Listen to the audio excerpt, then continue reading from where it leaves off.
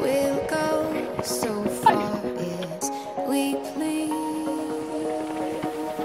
Giddy up and go, mind, different place, different time. All the stars are in their prime.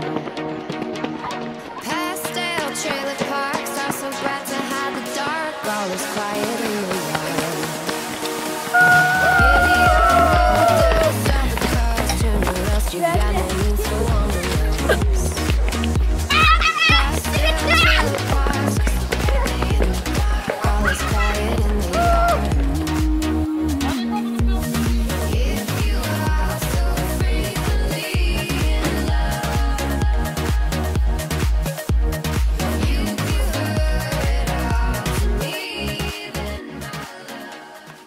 En Jantien, waarom zijn jullie mee gaan doen aan de DD-Mijl?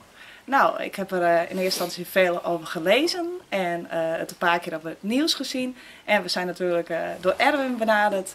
En nou ja, vooral ook wat ik op het nieuws had gezien, dat sprak me bijzonder aan. En ook wat ik op internet heb gelezen, dat het bijdraagt aan een hogere concentratie en fysieke gesteldheid. En ja, eigenlijk allemaal voors dat ik zoiets had van hier moeten we iets mee doen. En wij beschikken over een aantal goede lopers.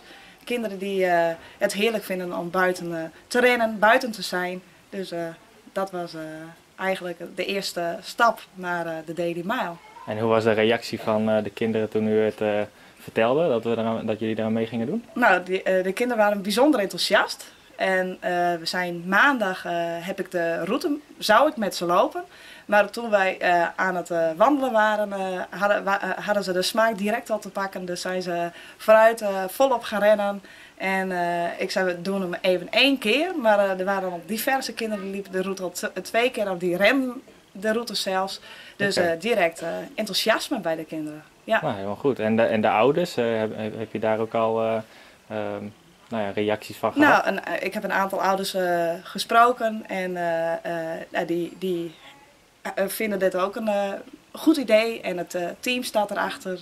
Maar ja, we zijn nu nog maar 2-3 dagen los. Dus wat ouders betreft hoop ik nog wel wat meer reactie de komende periode. Ja.